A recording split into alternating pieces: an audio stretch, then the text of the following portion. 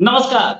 आज prime minister Pakistan के शहबाज शरीफ उन्होंने एक अलग लैंग्वेज बोली और पाकिस्तान के deputy foreign minister Hina Rabbani Khan उन्होंने एक अलग लैंग्वेज बोली। हिना रब्बानी ने बोला कि इंडिया जो है वो वेस्ट की डार्लिंग है, उन्हीं के इशारे पे चलता है। इसका मतलब वो खुश नहीं है इंडिया से। साथ में पाकिस्तान के प्राइम मिनिस्टर बोले, हमें तो दोस्ती करनी है, हमें तो बातचीत करनी है इंडिया से। हालांकि उन्होंने अपना स्टैंड छोड़ा कि वो बोल रहे थे कि 370 हटाओ तब बात करेंगे। आज 370 लगी नहीं है अब तक, और तब भी वो बात करने के लिए तैयार हुए। लेकिन इस पे बात करते हैं कि ये दोनों क्या चक्कर है। दो पार्टी, दो मिनिस्टर्स, यानी कि प्राइम मिनिस्टर, वजारत उजमा जिसे बोला जाता है उर्दू में, वजारत उजमा एक अलग लैंग्वेज बोल रही है, वजारत खारजा एक अलग लैंग्वेज बोल रही है। इसे बात करने के लिए डॉक्टर अभिषेक मिश्रा, डॉक्टर साहब जो है वो एक्सपर्ट है इंटरनेशनल अफेयर्स में, कई कंट्रीज में काम कर चुके हैं और लॉ में भी एक्सपर्ट है। डॉक्टर साहब बहुत बहुत स्वागत है आपका हमारे शो में। डॉक्टर साहब क्या चक्कर है, प्राइम मिनिस्टर कुछ बोलता है, डेप्यूटी फॉरेन मिनिस्टर कुछ बोलती है, और फॉरेन मिनिस्टर बिल्लो रानी वो तो अपना ऐश लेती घूम रही है। देखिए दादा, अगर पहले हिना रब्बानी खार साहब की बातचीत की जाए, पाकिस्तानी के साथ एक प्रॉब्लम है दादा, और वो प्रॉब्लम ये है कि that community doesn't want to study, analyse beyond what is their understanding और परसेप्शन ऑफ अ थिंग। वो ना तो पढ़ना चाहते हैं, ना एनालिटिकल एबिलिटी डेवलप करना चाहते हैं, और ना ही वो अपनी द्वारा बनाए गए बबल के बाहर झांकना चाहते हैं। जरा हिना रब्बानी खान जी के स्टेटमेंट का हम एनालिसिस करते हैं। She said that in towards our east, towards our north, we have maintained a good relationship because उनके नॉर्थ में चाइना है, और टुवर्ड्स इट जो एक ऐसा कंट्री है जो कुछ कंट्रियों के लिए ओपन रहा है, वो डार्लिंग ऑफ द वेस्ट है, लेकिन अपने ही लोगों के लिए, यानी वो मुस्लिम्स की ओर इशारा कर रही थी कि वो बड़ा क्लोज रहा है। Are we really darling of the west? Russian war में रशिया के साथ खड़े होने वाला कौन था? ये प्रधानमंत्री, ये इनके चिल्ला चिल्ला के कह रहे थे, पूर्व प्रधानमंत्री श्री इमरान खान जी, कि ये वेस्ट का डार्लिंग भी है, वेस्ट के साथ कोलैबोरेशन भी कर रहा है और रशिया से तेल खरीद रहा है। ये लोग देखते नहीं है क्या? अगर हम डार्लिंग ऑफ द वेस्ट होते तो वेस्ट का सबसे बड़ा enemy, nemesis, if that is the right word to use, the nemesis of the west is Russia. Russia के साथ हम खड़े हो गए, तो कौन सा डार्लिंग होगा वेस्ट का जो कि रशिया के साथ खड़ा होगा? और जो रशिया के साथ खड़ा है वो वेस्ट का डार्लिंग कैसे हो जाएगा? India has neither been the west darling of the west nor the east. और रही बात कि आप चाइना के सबसे बड़े दोस्त हो, क्या दोस्त हो चाइना के भाई? चाइना ने आपकी अभी ये गए थे बिलावल जरदारी अमेरिका से ये मांगने कि हमको $800 मिलियन दे दो। अमेरिका ने इनको दिया $200 मिलियन। उसके बाद कहा कि $600 मिलियन जाके चाइना से बोलो कि तुम्हारा जो लोन है वो माफ कर दे, तो $600 बिलियन हो जाएगा तुम्हारे पास, तो 800 मिलियन की लोन मिल गई तुमको। तो ये बात सुन करके बिलावल भुट्टो जो है वो चले गए चाइना में। वहां उन्होंने बोल भी दिया, क्योंकि you can expect this from a Pakistani minister. उन्होंने कहा भाई हमारा $600 मिलियन माफ कर दो लोन, तो आपका हमारी आपकी दोस्ती हो जाएगी। चाइना ने डांट दिया। चाइना ने पूछा ये तुमको किसने कहा? उन्होंने कहा एंथनी ब्लिंकन को दिया। चाइना ने एक पब्लिक स्टेटमेंट दे दी एंथनी ब्लिंकन को कि शर्म नहीं आती है ऐसे घटिया एग्जाम्पल, ऐसे घटिया आइडियाज बढ़ते हो हमारे परम मित्र के। चाइना ने क्या किया? भीख देने। सही बात। तो आप बताइए ये क्या एनालिसिस कर रही हैं? वेस्ट के सारे मीडिया ने एस जयशंकर को बोला कि हम आपके ऊपर ट्रस्ट कैसे करें, आप तो रशिया के साथ खड़े हो गए हो, रशिया से आपने सस्ते में ऑयल लिया है, तो हम वेस्ट के डार्लिंग हो गए। West has been on the contrary. West तो इसके बाद भी हमसे वो कह रहा है कि हमको इंडिया के साथ दोस्ती रखनी पड़ेगी, बिकॉज कि हम इंडिया को एंटेगोनाइज करना अफोर्ड नहीं कर सकते। तो उनको ये पूछे हिना रब्बानी खान की, वेस्ट की डार्लिंग तो आप हैं, वेस्ट के डार्लिंग तो आप है, वॉर ऑन टेरर में तो आप खड़े थे, क्या हो गया भाई?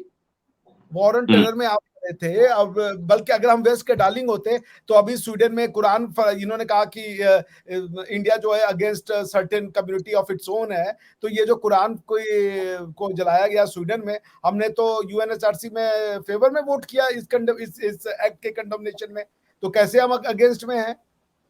इनका ये है कि जैसे इन्होंने हिंदुस्तान की धरती को बर्बाद करके उसका इस्लामाइजेशन कर दिया, तो हम भी अपनी धरती को बर्बाद करके जब तक इस्लामाइजेशन नहीं करते तब तक हम अच्छे इनके हिसाब से पड़ोसी नहीं है।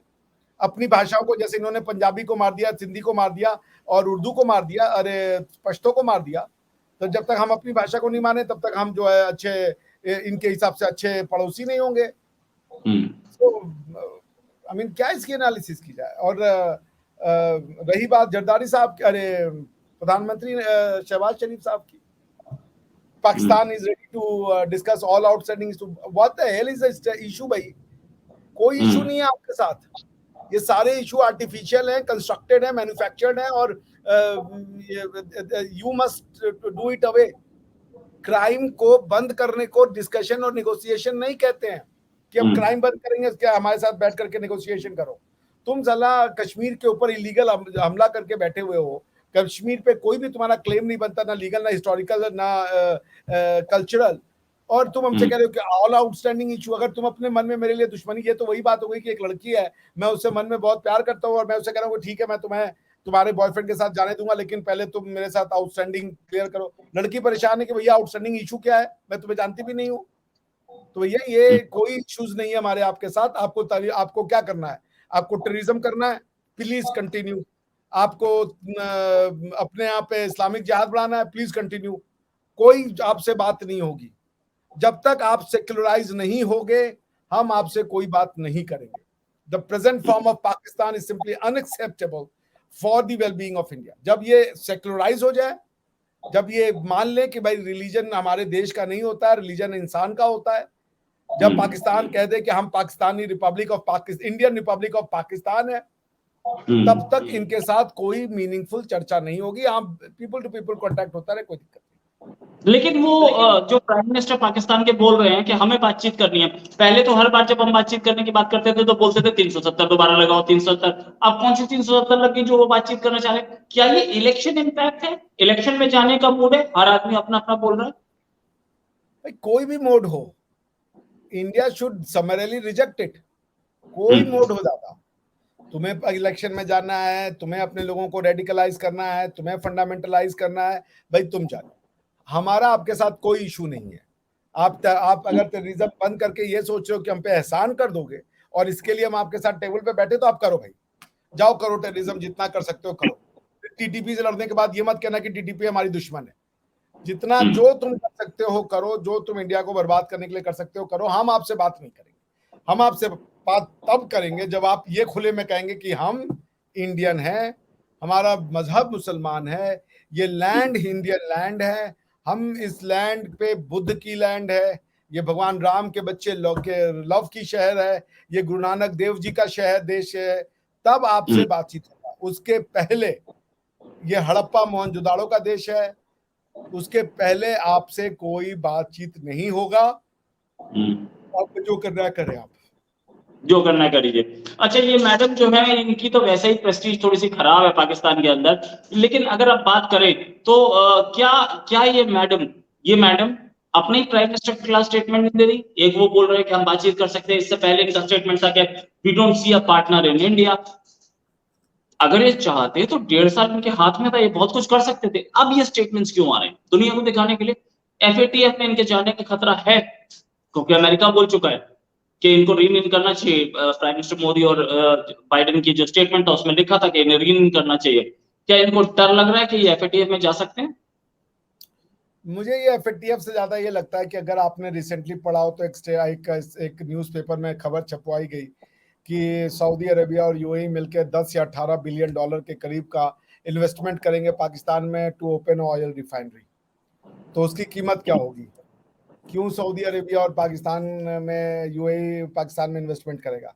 उसकी जो इनको कॉस्ट देनी होगी, उस 12-15 बिलियन डॉलर जो भी आ रहा है इनके यहाँ, उसकी कॉस्ट ये होगी कि इनको इंडिया के साथ अपने नेचुरल संबंधों को नॉर्मलाइज करना पड़ेगा, इनको डी रेडिकलाइजेशन करना पड़ेगा, इनको मॉडर्नाइजेशन की तरफ जाना पड़ेगा। और मैं सरप्राइज नहीं होऊंगा कि ये इजराइल को भी रिकॉग्नाइज करे, क्योंकि मोहम्मद बिन सलमान जो है, जिस तरीके से वो मॉडर्नाइजेशन कर रहे हैं आपका यहाँ का पाकिस्तान, अरे सऊदी अरेबिया का, जिस दिशा में वो अपने देश को लेके जाना चाहते हैं, वो पाकिस्तान की दिशा तो नहीं है। तो इसलिए मैं इसको यूं कहूँगा दादा कि ये जो इन्वेस्टमेंट हो रही है, पाकिस्तान की जो फिनेंशियल हालात हैं, तो ये बात तो अब इनको समझ में आ गई है कि एफएटीएफ बिना या एफएटीएफ के साथ भी हम ऐसे नहीं चल सकते। We need a constant. ये पाकिस्तानियों की एक खास बात है कि, या इंडियन सब कॉन्टिनेंट में खास बात है कि वो बहुत बढ़ बढ़ के बातें करते हैं। इनको बोलने का कोई वो नहीं रहता कि हमारे वर्ड का स्पीच का मतलब होगा, कॉन्सिक्वेंस क्या होगा। हम न्यूक्लियर बम बनाएंगे, घास खाएंगे, तो अब घास खा रहे हो तो काहे दुखी हो भाई, तुम्हारा चॉइस है, न्यूक्लियर बम पे घास सेक के खाओ अच्छे से, ये तो तुम्हारी चूजिंग है, तुमने अपने लोगों को चूज किया।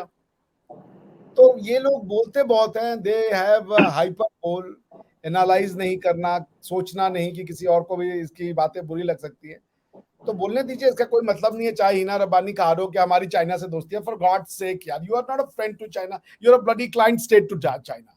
चाइना के बाड़े के पिट्टू हो आप, वरना कॉलोनी, आप ये कह रहे हो, वन लास्ट थिंग दादा, आप ये कह रहे हो कि इंडिया जो है अपने ही लोगों का यानी मुसलमानों का ध्यान नहीं रखता है और मुसलमानों का चाइना ध्यान रखता है।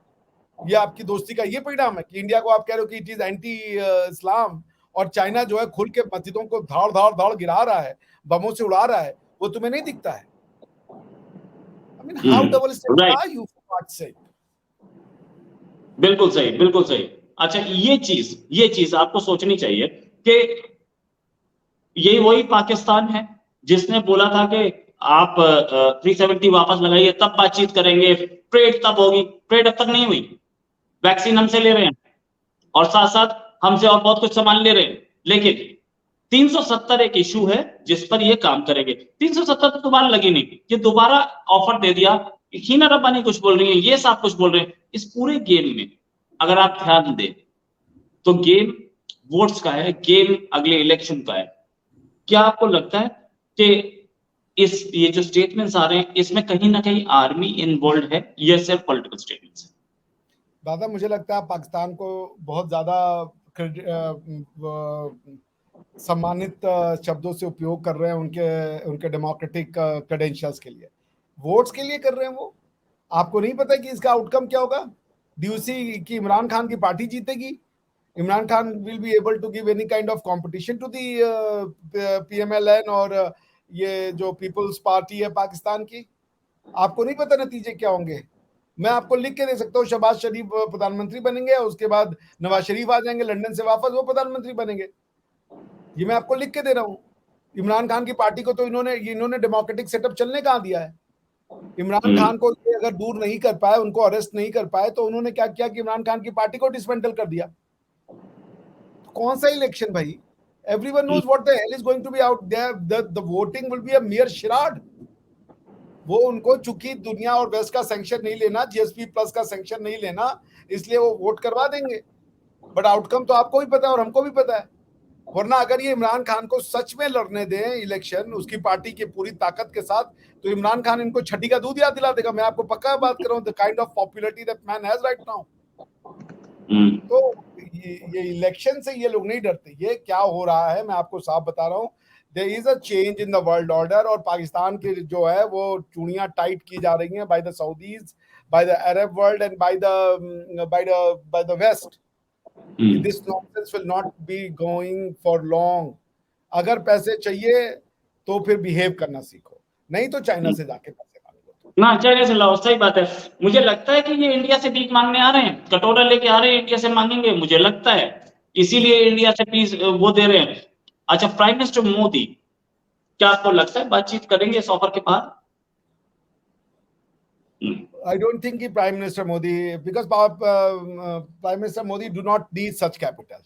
He's already riding on the success of 370 Ram Mandir jam. Because कि अगर आप जाएं, जो गरीब गुरगा है, जो बेचारा किसान की वो निधि पाता है 2000 रुपए हर 3 महीने पे या हर 4 महीने पे, जिसका घर बना हुआ है, जो बेनिफिशियरी लाभार्थी का जो इनका ग्रुप है, तो उतना स्ट्रांग इनका जो वोट बैंक है इनको चाहिए नहीं, क्योंकि उसको नहीं मतलब है पाकिस्तान क्या कर रहा है क्या नहीं कर रहा है। तो पाकिस्तान वैसे भी, अब पाकिस्तान की टीवी में जो भी कहें, बट आपको तो ज्यादा पता है पाकिस्तान हमारे इलेक्शन में तो नॉन इशू रहा है हमेशा।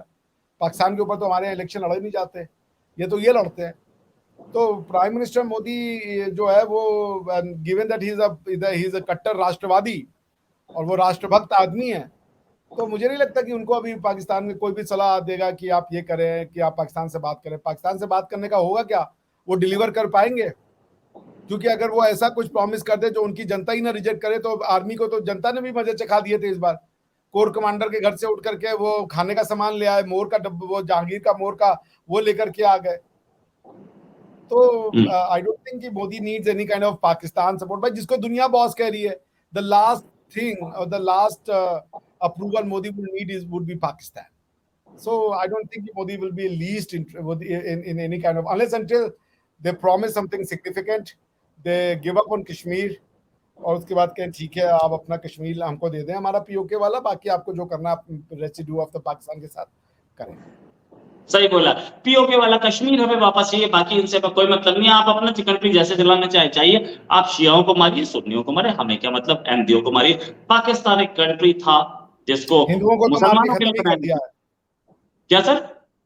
हिंदुओं को मार के खत्म ही कर दिया है, उनको कन्वर्ट करके आप आपस में लड़िए, हमें मतलब नहीं है. पाकिस्तान एक कंट्री था जिससे बनाया गया था मुसलमानों की हिफाजत के लिए, लेकिन आज शिया और अहमदी वहां खुद खतरे में है. Thanks a lot for joining Abhishek Mishra. Doctor साहब बहुत बहुत धन्यवाद आपका मैं ज्वाइन करने के लिए. हमारे साथ उम्मीद है जल्दी एक डिस्कशन और करेंगे. अभी के लिए नमस्कार, धन्यवाद, जय हिंद.